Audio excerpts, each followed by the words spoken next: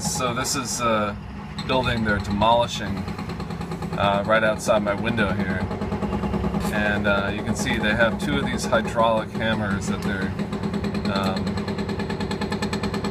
basically just hammering into all the different walls and the floors, and they build these craters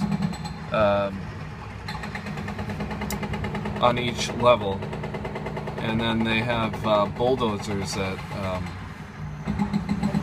take all the scrap and then dump it into these craters. But there's this guy, you can see another guy has a torch, and he's actually cutting like the steel studs that are like holding everything together. But that hammer has to like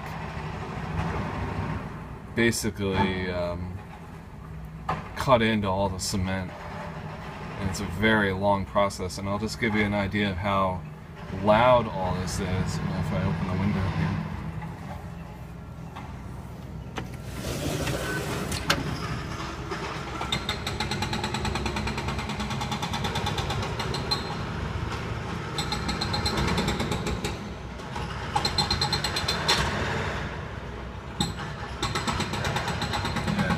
There's only two of these hammers.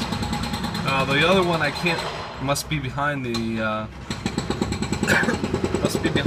that part of the building. But they make a lot of noise.